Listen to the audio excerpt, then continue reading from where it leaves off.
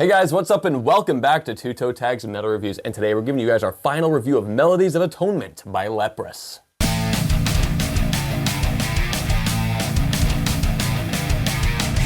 So we've been listening to this album non-stop for the entire week, and I'm going to pass the floor over to Vile Self. What did you think after a week? So I had an interesting time with this album this week. I found myself enjoying the songs. I found myself thinking, this is pretty good stuff. So might touch on a couple things we mentioned in our first impressions last week, just to kind of reiterate them or double down on them kind of things. But one thing I wanted to say first and foremost is the singer's got a great voice. Oh, yeah. I mentioned that already. He's got a great voice, and it's probably one of the highlights of this album. And the album kicks off with Silently Walking Alone, which I think is a good song to kind of start off the album saying, this is what you're gonna get. This is the kind of stuff we're presenting. These are the kind of vocals you're gonna hear throughout the album. Get ready for this. Yeah. And I think it's a great intro track for that reason. It's got good syncopated grooves. It's got some nice atmosphere to it. You know, as far as the vocals go, he does what I would call vocal riffing, where like, you know, he's doing different tricks with the vocals kind of thing. He does that a little bit on the intro track, but he doesn't do it a lot throughout the album. There's a few songs here and there where he does it, and I think that's actually tastefully done. If he did it too much, it'd be too much. Mm-hmm. With that said, I do think that he kind of outshines the band a little bit too much with his vocals, and it would have been nice to, if he maybe took a bit of a step back. Now, you mentioned that there's a scream on the album on a song, and I couldn't remember what song you said it was, and I looked for it and I couldn't find it. I don't know what it's in. Like a Sunken Ship. I don't know near why, the end. I don't know why I couldn't find it, but or maybe your definition of a scream is not what I was looking for something different. Maybe it's very much 100% a scream. There are some harshes for like a few words at near the end of the song. I don't know like why 100%. I kept missing it. That's weird, because I remember that you mentioned that last week. Yeah. So you still missed it. I'm thinking. I know. So I don't know. I'll go back now that I don't remember what song it is. That you mentioned what song it is, I can go back and listen to it again. But anyways, to me the album has no harshes on it at all because I just kept missing that. But those aside, my top song is still Atonement, right? Oh yeah. Which is track number 2. It's a great song. That's a song that I was kind of iffy on my first listen, and then soon on my second listen, I had loved it all of a sudden. So that went right into the playlist. I think that's a great song. It really has a catchiness to it that, do you know what I'm talking about now? The air horn type of riff? With the guitar? I don't know if it's guitar or not. That's a point I'll get to in a minute, but... I didn't think about the air horn comment you made. Okay, well there's like, it happens repeatedly throughout the song. The guitar. Yeah. Is it that? I don't know if that's guitar or not. Sounds like guitar to me. It sounds like it could be, but it also sounds like it probably isn't. But that is what you're referring to? I think so, yeah. Yeah. If you're da-da-da-da-da is what I'm thinking of, then yeah. Yeah, I assume so. But I don't know, anyways, you couldn't tell there was a scream. I think that part's cool. I think that part's cool, whether it is or whether it isn't. So it's talking about guitar. So one of my issues with this album is it really, really lacks riffs. There's not a lot of riffs on this album at all, as far as, you know, what I would consider, what do you call it, like conventional metal riffs or that type of style. I don't know what to call it. But there's really no riffs. Like, there's a few songs here and there, like a Sunken Ship has riffing in it at certain parts. I was trying to find songs that actually had riffs and not just some guy, you know, plowing on a power chord or something, or synth. There's a lot of synth on this album, which takes a lot of the place of where you would normally catch riffing and that create that kind of melodic and rhythmic part of a song. And that aspect of this album left me feeling a bit unsatisfied. And I felt like I was listening to it, and I was like, okay, I can get behind this, this is cool, but I felt like I was just craving something. And I kept trying to wonder, what is it that I'm missing here? Like, this is fine. I don't hate this. I'm enjoying this, but it's missing something. I narrowed it down. I think it's the lack of riffs. And I don't know, it's a weird thing. There's a lot of other things going on. There's organ on here. There's tone block, like track number 6, Limbo. They use tone block on this song, which is something that you don't hear a lot when it comes to bands that are in the metal genre. And I like stuff like that.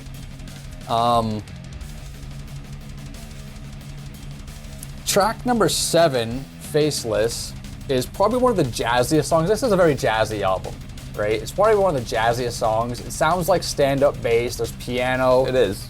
It is. It's pretty clearly an acoustic bass, which is sick that it starts with that.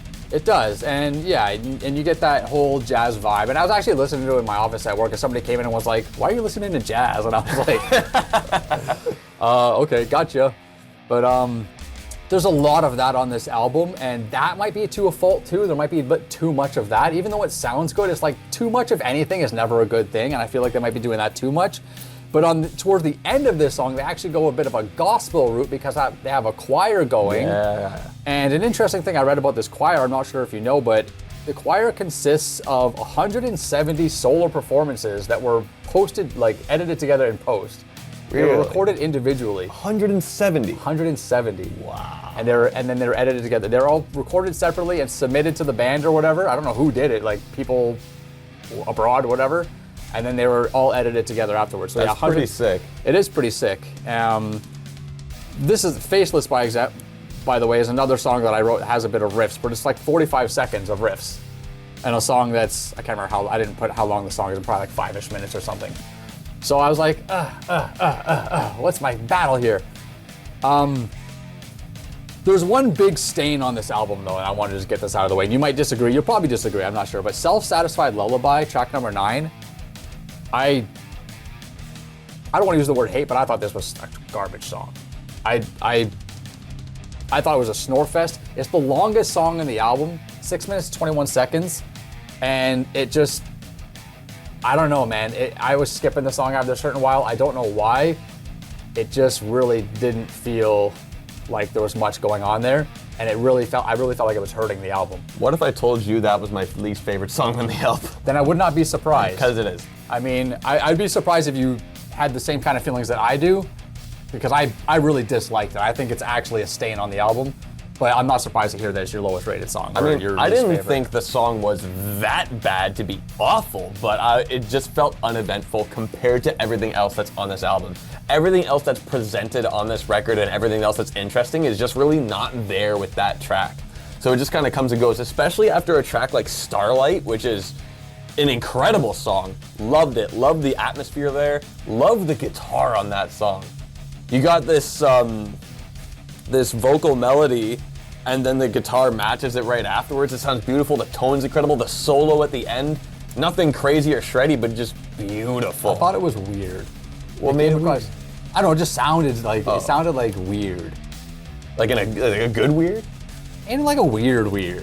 Like, I don't know. You know what it might be? So weird. The solo's playing, and I'm thinking, okay, this is kind of like doing its thing, an odd thing, but it's doing a thing. It sounds all right, but the drums in the background are just doing whatever the fuck they want, and they're just going ham, and it creates a bit of a polyrhythmic kind of vibe, and it also reminds me of that kind of stereotypical thing where like bands are like doing their sound check, and the drummer's always like doing their own thing and just distracting everybody or whatever. It kind of reminded me of that type of stereotypical meme kind of thing, but yeah, the guitar solo in that song, it definitely stands out compared to other solos and guitar parts. But yeah, I found it weird. I don't know what about it. But I mean, in terms of guitar parts, I think it is one of the most standout moments of guitar on the record. Yeah. Like, if you're gonna get any kind of like, oh, what's the best like kind of guitar thing? Right there, that's one of the best songs for that. Right. You mentioned Faceless earlier. Like I said, I love how it starts with the upright bass. And at first listen, I didn't notice that. So throughout the week, I'm like, wait a minute, this starts with an upright bass. That's awesome. And I love that it's the only song that really does that. Makes it unique. At least that I recalled. I mean, we listened to it for an entire week. That's the only one I noticed. But maybe we still missed stuff. I mean, it's hard because you can't actually see it, but I felt like I heard stand-up bass in other songs too. It's not, I don't know about you, but for me, it's not that distinguishable of a sound. Like a regular bass can sound like that too in certain ways. So it's not easy to distinguish all the time. But in that song, it definitely, like, it's pretty clear. It's pretty clear what it is. But I felt like I heard that in other songs too, so I think they were using it other places. I also really like the drums getting fancier with what kind of sounded like paradiddle between the hats and the snare as it starts kind of gearing up to the halfway point where everything opens up. Speaking of everything opening up, we mentioned this last week where the album has this pretty consistent song structure of starting quiet and then growing and being this big thing by the end.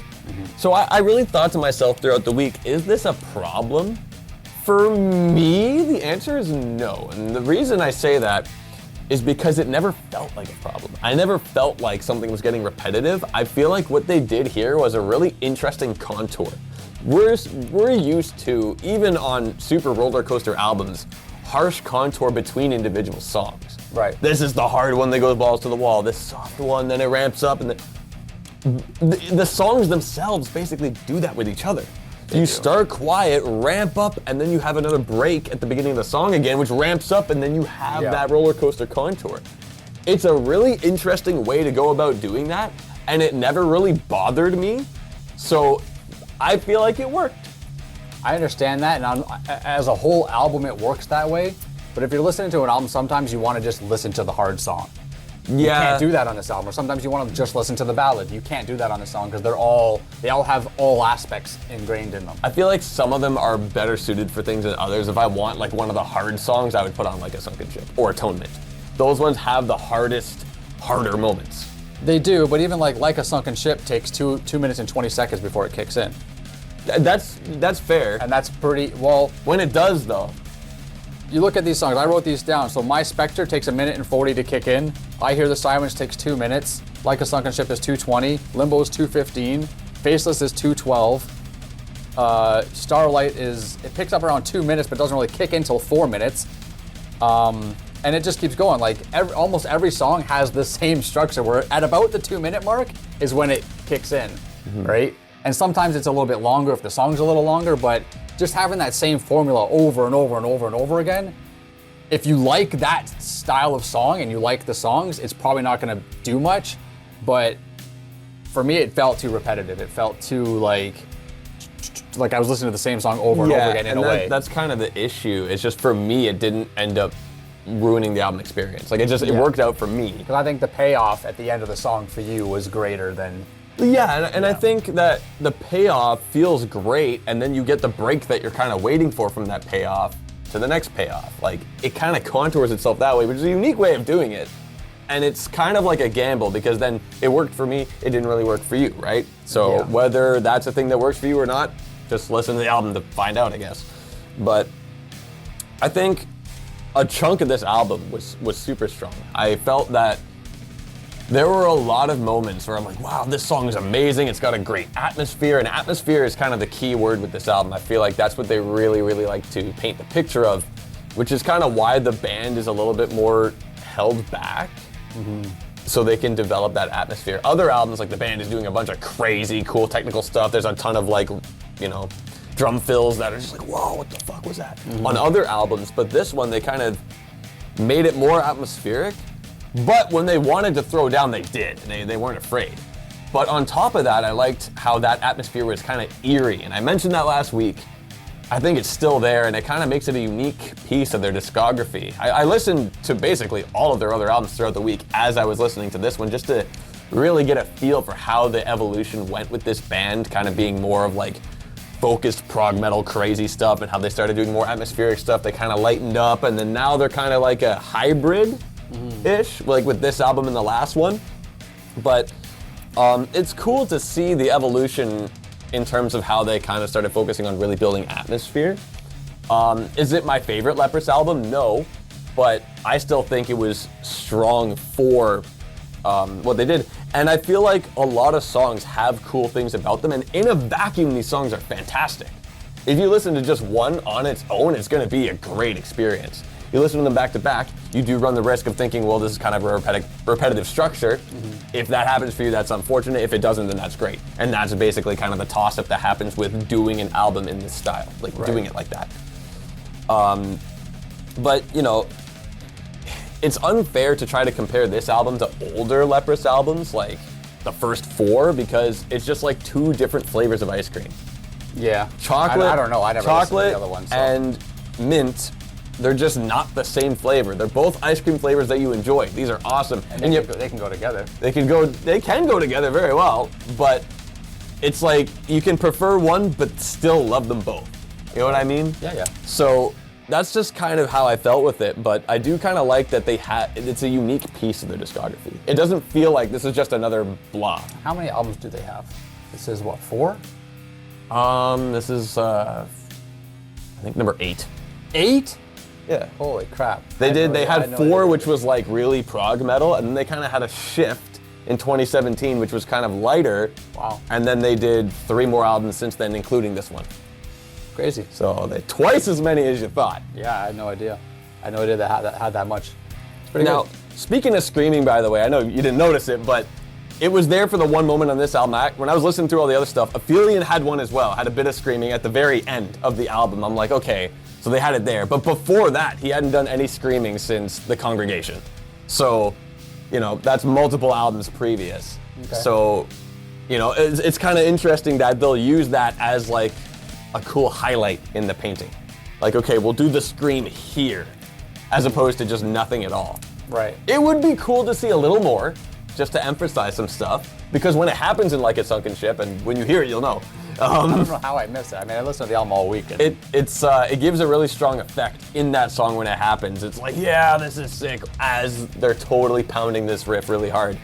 So it's definitely a unique piece of the discography, and I really like that about it. That's cool. So let's get to rating this album. Vile, what do you give it? So, like I said at the beginning, I had an interesting week here. Rating the songs and stuff like that wasn't exactly easy. I think, I talked a little bit about this whole structure thing where songs start off slow and then they have what you would consider to be like a kind of a payoff. And for TV Fish, it paid off. These songs were, they were reaching a level that like gained excitement. For me, and I'm gonna go back to it again. I think the lack of riffing and the lack of, I'm not exactly sure. There's an element there that was just missing for me, and I kept feeling unsatisfied. Even though I knew these songs were building up to something, it kept leaving me wanting more. With that said, there's a few highlight moments. I think there's a couple decent songs on this album that are not horrible, but based on my rating, the album gets not a great score, unfortunately, and I feel kind of bad, but this is how it landed. It's a 4. Ooh. Well, as for me, I've listened to all the stuff from this band, and like I said, I like that this is a unique piece of their discography. Is it my favorite Leprous album? No. Is it even top 3? No. But this band is so good that they're always quality, and I found multiple moments of, oh man, this song is sick. No, this song is sick. There's a giant majority chunk of the album that is just super duper full of highlights for me. It gets a toe tag.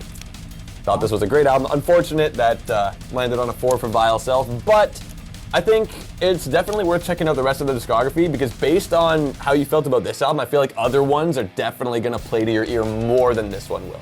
I think that's a definite possibility, and I also think for other like metalheads watching this, there's definitely a flavor to this. I don't want to say it's an acquired taste, but I think you definitely have to have a certain type of flavor of what kind of music you like in order for this to really connect with you, I think. And I've seen some mixed opinions from Leprous fans on this album. Some of them like it, some of them don't. Some of them started to notice it was better after multiple listens, which is why we do what we do. I'm curious more to know what non-Leprous fans think. Yeah, and if you are a non-Leprous fan, let us know in the comments what you think of this album, and if you've heard any of the other albums from this band. We'd love to hear what you guys have to say. Like the video if you liked it, and subscribe if you guys are new to the channel. I'm TV Fish. I'm Vile Self. And keep the horns up.